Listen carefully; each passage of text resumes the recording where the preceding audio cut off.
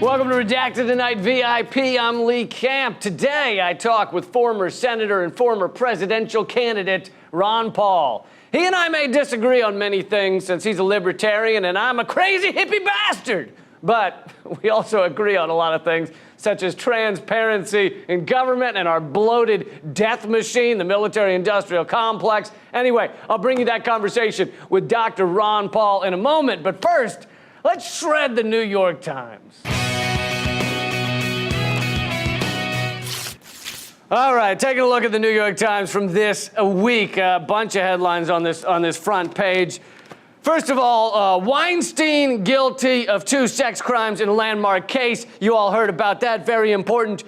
Through these articles, it doesn't seem to mention that the New York Times agreed, basically, or at least internally agreed, to not cover this story for years. They knew that Weinstein was a predator, all right? They knew they had, they may not have had enough information to publish. I understand that if they couldn't get people to put their name with it and come forward, but they knew the truth. They knew, and not only did they not publish about it, but they continued to prop up his empire. They helped him at every step of the way. Let's fawn on him. Let's promote his movies. Let's talk about how great a guy he is. You know, they spent, until it was actually, it came out 2 years ago, until it was finally done, they spent more time attacking me than Harvey Weinstein, all right? Great job, New York Times. Great job being on top of that one, being on the right side of history. Also, here's another one. Fears about coronavirus rattle world's markets. Oh, suddenly, it's not just about China anymore, is it?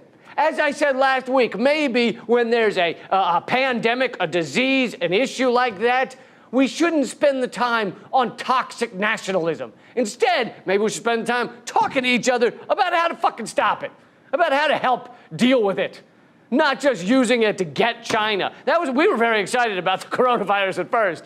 Our government was like, yeah, coronavirus, ha ha, screw you, China. Watch all those people die. What you gonna do now? Instead, it should have been like, oh, maybe this could come back to bite us. Maybe we should be helping people deal with this. How about that? No. But here it is. Now it's affecting us, and we've spent the past 2 months, or whatever it is, just screaming, China sucks. Suck it, China. That's been the entire U.S. plan for coronavirus. I can sum it up in these few words. Suck it, China. All right, moving on. Sanders is electrifying voters, not creating them. All right, bullshit. There's new voters coming out all the time for Senator Sanders, but even if that were true, how do you create new voters? You electrify the ones that are into you and what you're saying and the points you're making and the policies you have. So if he's electrifying voters, then that is going to create voters. And also, furthermore, everyone else, all the other candidates, are doing neither. All right? Neither electrifying nor creating voters. How many new voters do you think Joe Biden has running out to support him? They've known Biden for years. He has a record that goes back 40 years of being a shitstorm. He's not creating new voters. Anyway, it's more crap from the New York Times. One more headline here. Immigration by legal path begins to fall.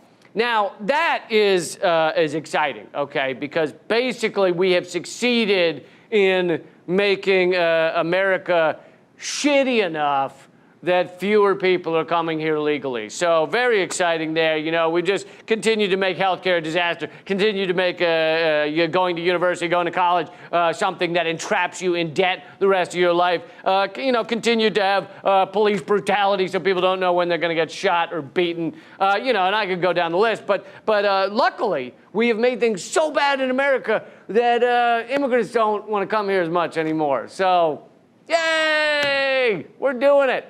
And I for one am really glad. This is just a great thing that America's gotten to this point. I hope you're happy. I hope you're happy, politicians who have gutted everything good about America and made it so that people don't want to come here anymore, and then arrested the people that do come here and put them in cages. Okay, now let's get to that interview I promised you with the former presidential candidate and former Senator Dr. Ron Paul. Dr. Paul, thanks for joining me. Good to be with you. Very nice. I'm excited to have you here. You and I disagree on many things, but I think the areas we agree on, such as stopping our endless wars, are very important. And Donald Trump has overseen continued growth of our bloated military budget. We're dropping more bombs than ever before. And then on the Democratic primary debates, with the occasional exception of Bernie Sanders, there's not even a mention of the military-industrial complex. I know you like Tulsi Gabbard, but she hasn't been allowed on the debate stage recently. Do you see any hope of decreasing our endless wars in the near future? No, I really don't. There will be talk and there'll be fidgeting. And I've always worked for trying to systematically reduce it, while I was in Congress and since then with my program. But I don't predict that all of a sudden, if we get a few more supporters, that all of a sudden we're going to be moving in the right direction. I think at times we hear good rhetoric, and I give Trump some credit for that. But the policy is what you have to look at, and that is not good. But our policy and our foreign policy will end because it's unsustainable. We can't afford it, and I keep using the reference that the Soviet system had to end too, and had something to do with finance, and it happened to be something to do with an endless war in Afghanistan, but it seems like we in the United States haven't learned very much. Yeah, you mentioned that we can't afford it, can't afford to continue our, this basically global military empire on this level. And you've said in the past, you've said there's an economic collapse on the horizon. Can you talk about why you believe that, the signs you see for that? Well, I have been interested in studying economics from an Austrian viewpoint ever since the 60s, and that led me up to believing and watching the monetary system as the instigator of the booms and the busts, and they've been pretty accurate, even though they don't pretend to know exact dates and extent.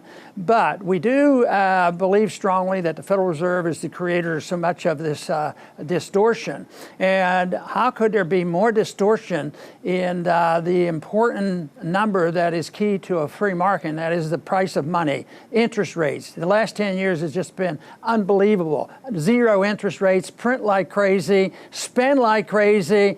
Well, I'm convinced, and I tell people that I think I could talk to kids that are 12 years old and explain to them about what's going on in about 10 minutes. They would probably agree with me. That doesn't make a whole lot of sense. But the learned men and women that run our government and get in our Fed, they believe this, and endlessly they believe that it'll work out okay. This idea that there should be limits on the printing of money and there should be limits on spending, that is old-fashioned. But I tell you what, I still believe that it isn't old-fashioned, even if you get away with it. And we in the United States can get away with it for a lot longer, because never has there been such a powerful nation with wealth and military. So people that is conveyed into confidence and threats of a government because nobody can compete with us. But the market can compete with us. And the best example I can use in recent history was September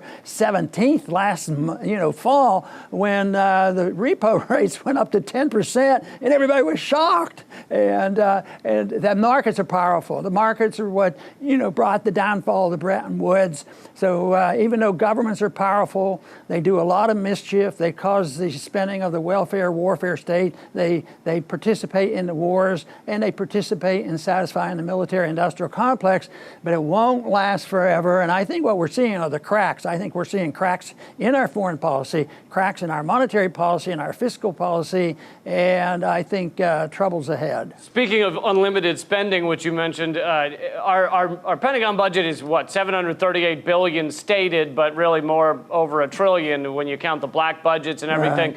Right. It happened, it was a bit over a year ago, but it was hardly a blip in the mainstream media that our Pentagon had their first ever audit, and they came out and they announced that they had failed their audit, and then they just moved on and no one talks about it. What should that mean to the American people that the Pentagon failed their audit? Well, I guess we have to keep it a secret from the American people because they might panic and they won't know how to react. But that audit is key and very important. It would tell us that we're wasting a lot of money and we're not getting more freedom for it. We're getting more wars. At the same time, You can look at the whole budget and find out what deficits do when you understand the Federal Reserve, because the money just gets created out of thin air. And that was my discovery, an overwhelming discovery in 1971, when the last link to any restraint on spending and printing money occurred on August 15, 1971, and Bretton Woods fell apart, and they've been printing like crazy. And people say, see, Ron, you were wrong. Nothing really happened. Oh, well, we had a NASDAQ bubble collapse. We had a housing bubble collapse. We've seen a gross distortion of welfare distribution and wealth distribution. And there's a lot of problems out there. And we've been fighting wars that we can't afford. So I would say a lot has happened. It's just, though, that in a financial sense, the bubble is just much, much bigger. And this zero rate of interest is unsustainable. It's crazy. And it's going to bring on a calamity. The only thing that is left is who gets the blame. And right now they're agitating for it. Oh, it's the Democrats. They want to spend all the money on food stamps. No, it's the Republicans. They spend too much money on the wars. And they go on and on. But you know, both sides support all that stuff. I complain that a lot of people will say, you guys in Washington have to get together. We have to have bipartisanship. But yeah, they pretend they fight each other with Russiagate. But there's way too much bipartisanship when it comes to supporting war, the Federal Reserve, printing money, welfareism, the whole work, attack on our liberties and attack on our privacy and all of this. This goes on, but it is a problem that involves both parties, and this is a distraction when they say that, oh yes, we have to fight each other. If we don't get a Democrat in, the whole world is going to come to an end. If we don't get a Republican in, we'll never balance the budget. So look at what's happened. Actually, even under Reagan, the budget skyrocketed, and there are some short-term benefits for that. So if you or I went out and borrowed $1 million a month, you know, it would look like our standard of living went up, and we should be happy and glad if we thought it was going to last forever. Right, right. As a brief aside, I know you're no fan of central banks. What are your views on Bitcoin, since it's outside the central banking system? I sort of hope it works, and I watch it. I don't understand it. It's sort of mysterious. But I've approached that when I was in office, that I don't want government involved in money. I want to repeal the legal tender laws. I want people to use gold if they want. And if crypto works, the people can decide it, the market can decide it. But I have one rule: no fraud. You can't commit fraud by, if you're going to have a gold standard, you can't dilute the metals and lie about what you have, backing up the currency. And in crypto, if there's fraud going on, because it's hard for me to comprehend, but I comprehend liberty and competition and getting the government out of the way, but I also comprehend fraud when it occurs, and that should be the limitation no matter what kind of a monetary system you have. But the group that's been committing the most fraud in monetary and economic issues has been our governments. They commit fraud and lies when we go to war and all these economic statistics, and it's endless. There's too much lying, cheating, and stealing and killing going on by both our political parties. We have to go to a short break, but as part of my new book tour, I'll be performing live stand-up comedy in 17 cities, including Austin and Dallas, Texas, as well as New York City, Tucson, Flagstaff, a whole bunch more. It's at redactedtour.com. Also, check out the brand new app from RT America, Portable TV. It's free at portable.tv/download. All right, I'm going to be right back with the rest of that interview with Ron Paul. Welcome back. I am still Lee Camp, and now the conclusion of my interview with former Senator and former presidential candidate, Dr. Ron Paul. Another topic I want to get your thoughts on, which seems nearly forbidden in the mainstream press, I mean, it's not talked about much, is Julian Assange. This week begins his extradition hearing, whether he'll be shipped to the U.S. to be tortured the rest of his life, and by all accounts, he's being psychologically tortured right now in Belmarsh prison. What are your thoughts about Assange's trial? We've spoken out a good bit. He's been on my program a couple times, and we spoke out this week about him going through this extradition hearing. And it's pretty strange, he's under our Constitution, and therefore the laws he has to be subjected to those laws, except for freedom of speech. Oh no, he's not an American citizen, so he's not allowed to have freedom of speech. But the charges are made based on the Constitution, and he's an Australian, and he's going to be tried here and tortured here. I think it's a bad thing happening to us. I just wish more Americans knew about it and cared about it. But have you heard any? I imagine you've watched some of the debates. I haven't heard that come up. They don't talk about the Federal Reserve. No. They don't talk about deficits, and they don't talk about what's going on with Assange and how we treat our true whistleblowers. I argue that if you have a true whistleblower, they go to jail. If you have a political pretend whistleblower, that's a different story. They're allowed to do that, and they're honored. But if you're a true whistleblower, like at Edward Snowden and Assange, they're trying to tell the truth. I think the goal should be to seek truth and reveal it to the public, and the public will probably react pretty honestly, because when you do some polling, most people are disgusted, sort of along the lines of what we're talking about, but they're not getting the information. Except for a few stations like what you put out, people tend to get more information. Should we go to Fox to get our information and know what's really happening, or should we go to CNN? What a choice. That's why I hope we can keep the internet free, free enough where we can speak out. But people get closed out of that too, and that's a big deal on how to handle that. Who owns it and what can they do? And now Facebook wants to go to the government and ask us, would you help us define what free speech is all about? I mean, what a disaster. Right, wasn't the head of the Ron Paul Institute, didn't his Twitter got suspended for basically nothing? That's right. I don't know exactly what it was, because I just assumed, and he says it's nothing. It's Daniel McAdams, and I said, "What did they suspended you? Isn't that just temporary?" No, they suspended him permanently. So he can't do it. But I wish they'd do that to Trump, because he wouldn't let it stand. Maybe he'd do my one suggestion, because I can't stand the TSA. They don't make me freer or safer or friendlier.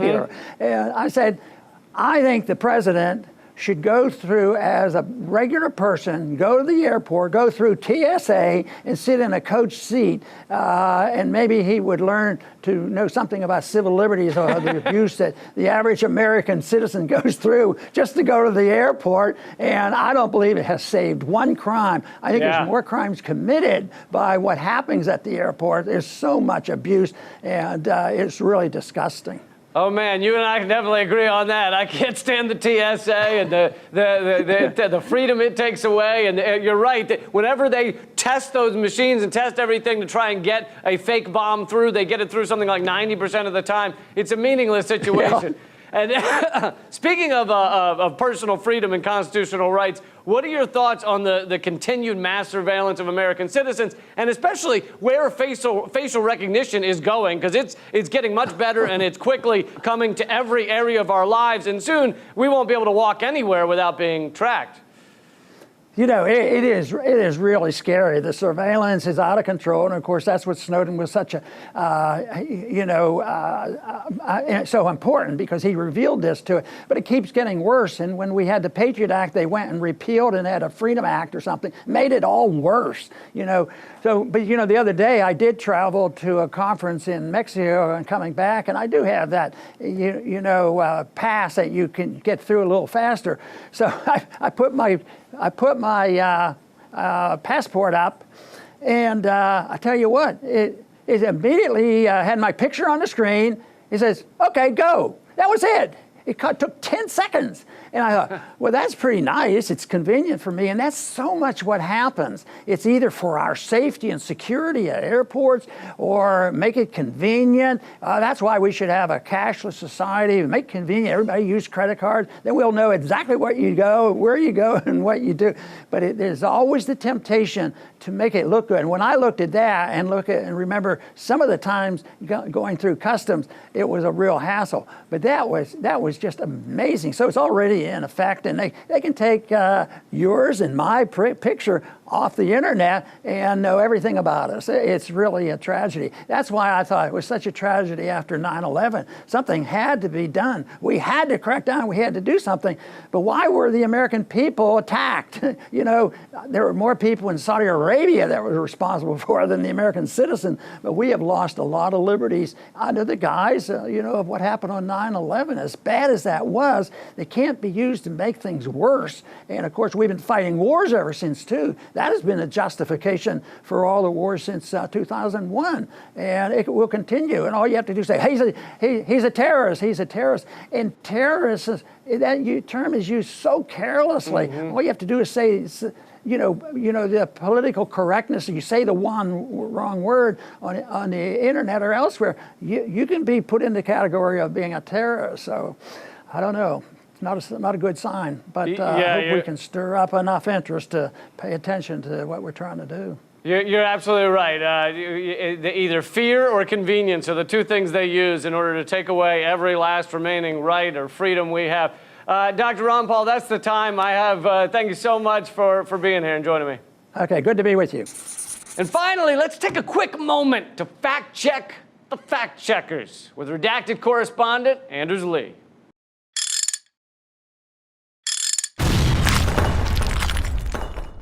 Welcome to Fact Checkers. Anders Lee here. This week, we take a look at the big lie that has little Mike Bloomberg in hot water with the Washington Post's fact checker-in-chief and squished ferret, Glenn Kessler, who gave Mayor Mike's campaign 4 Pinocchios last week. 4 Pinocchios. That's a lot. But there is a litany of lies to choose from.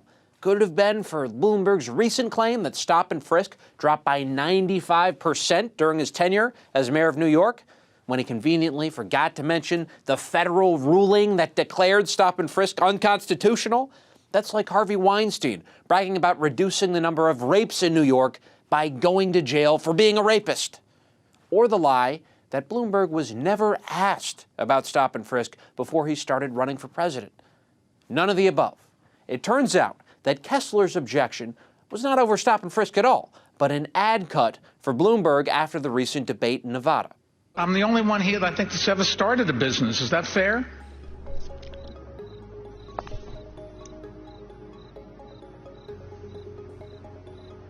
Thanks to the Washington Post's diligent reporting, we now know that there were 0 crickets present on the debate stage. There was, however, at least one in the audience. A spokeswoman for the Bloomberg campaign defended the video as tongue-in-cheek. There were obviously no crickets on the debate stage, she said. And yet, Glenn Kessler has insisted that anyone who had not seen the debate could have easily been misled into thinking the other candidates stood there in stunned silence for nearly half a minute. Yes, anyone who had not seen the debate would reasonably assume that the stage was in a swamp and all the other candidates began acting out waiting for Godot after Mini Mike asked that question.